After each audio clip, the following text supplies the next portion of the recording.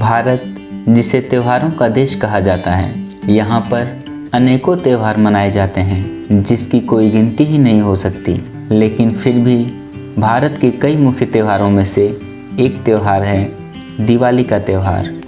दिवाली का त्यौहार सिर्फ भारत में ही नहीं बल्कि अब विदेशों में भी बड़े ही धूमधाम के साथ मनाया जाता है।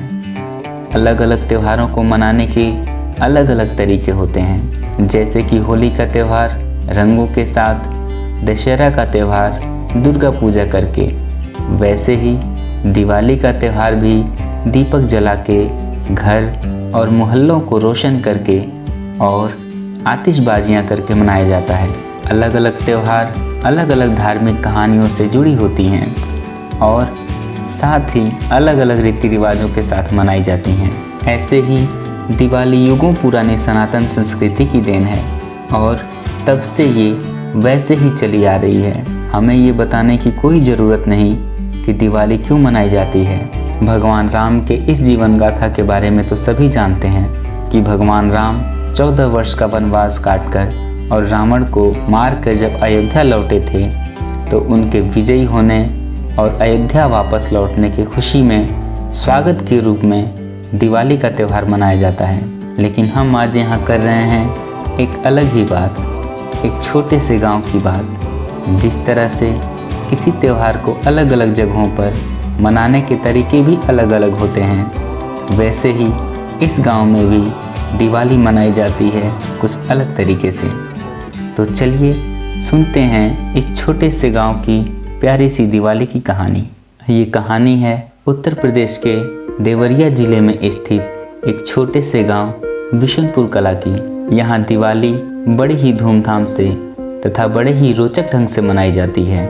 यहाँ दिवाली मनाने की शुरुआत शुरू हो जाती है सुबह से ही, जहाँ हाथी घोड़े तथा ऊँट मंगवाए जाते हैं।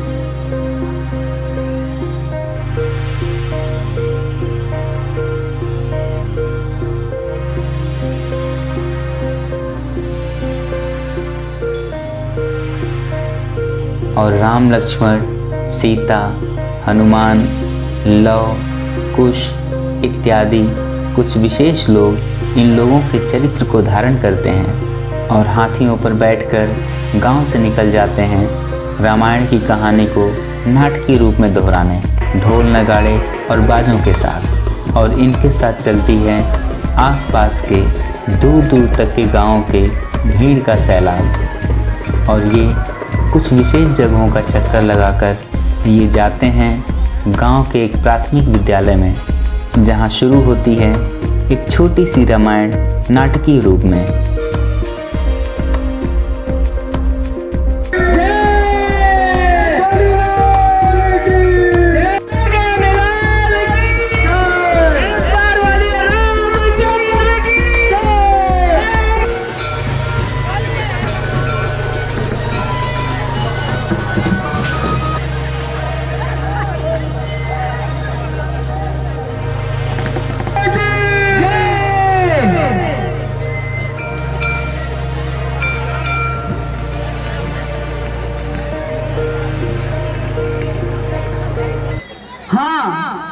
हम वही बालक हैं, किंतु पहले आप हमें ये बताएं, क्या आप ही श्री रामचंद्र जी हैं? हाँ वीर बालको, मैं ही श्री रामचंद्र हूँ। हे बालको, मैं तुम्हारी वीरता की प्रशंसा करता हूँ। दिवाली के इस प्रथा की शुरुआत हुई थी सन 1908 में, जिसको शुरू किया था उस समय के वर्तमान ग्राम प्रधान श्री बब्बन चतुर्वेदी जी ने। ये कार्यभार उनकी देखरेख में कई दशकों तक चला और आखिर में देश की आज़ादी के 30 या 35 साल बाद जब उनकी अवस्था प्रधान पद तथा अन्य कार्यभार संभालने के लायक नहीं रह गया, तब उन्होंने प्रधान पद तथा दिवाली के इस कार्यभार को श्री जय नारायण तिवारी जी के हाथों में सौंपकर स्वर्ग को प्रस्थान कर गए और तब से आज तक यह कार्य उन्हीं के घर से संचालित होता आ रहा है। श्री जय नारायण तिवारी जी तो आज नहीं हैं, लेकिन उनके इस कार्यभार को संभालने का कार्य उनके सुपुत्र श्री हरि नारायण तिवारी जी करते हैं। करुणावतारम संसारसारम भुजगेन्द्रहारम सदा वसंतम हृदयारविंदे भवं भवानी सहितं नमामि। त्वमेव माता च पिता त्वमेव बन्धु चषका त्वमेव विद्या द्रविणं त्वमेव सर्वं मम देव देव। बोले श्री रामचंद्र की लाल की जानकी की महर्षि वाल्मीकि की। हर हर महादेव, हर हर महादेव, हर हर महादेव। जय श्री राम, जय श्री राम। गांव के प्राथमिक विद्यालय में राम रावण का युद्ध और लवकुश कांड होने के बाद इस मेले का समापन हो जाता है और सभी ग्रामवासी ये देखने के बाद चौराहे से बम पटाखे, मोमबत्तियाँ और ढेर सारी मिठाइयाँ खरीदकर लोग अपने अपने घर को प्रस्थान करते हैं। लेकिन यहाँ की दिवाली सिर्फ इतने पर ही नहीं ख़त्म होती।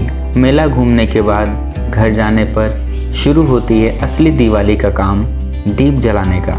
और यहाँ दीप सिर्फ अपने घरों में ही नहीं जलाया जाता, बल्कि ढेर सारे दीप एक थाली में एक साथ रखकर पूरे गांव में घूमते हुए सभी भगवान देवी देवता के स्थान पर दीपक प्रज्वलित करते हैं।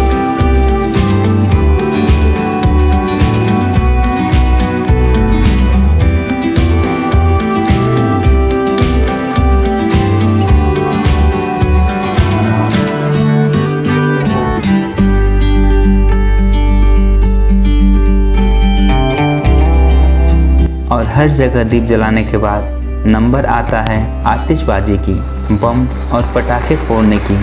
और सारी रात आतिशबाजी करने के बाद सारे बम पटाखे और आकाशीय रॉकेट जब ख़त्म हो जाती है तब जाके ख़त्म होती है यहाँ की दिवाली। और बच्चों की दिवाली तो यहाँ भी ख़त्म नहीं होती। वो सुबह जगते ही दौड़े भागे जाते हैं वहाँ पर जहाँ रात को सारे बम पटाखे फोड़े गए थे। वहाँ होती है कुछ छानबीन और देखा जाता है कि कौन कौन से पटाखे रात को बच गए हैं, फूटे नहीं हैं, और उन्हें दोबारा से फोड़ा जाता है। तब जाके ख़त्म होती है असली दिवाली। तो दोस्तों, कैसी लगी ये प्यारे से गांव की प्यारी सी कहानी, हमें कमेंट में ज़रूर बताइएगा।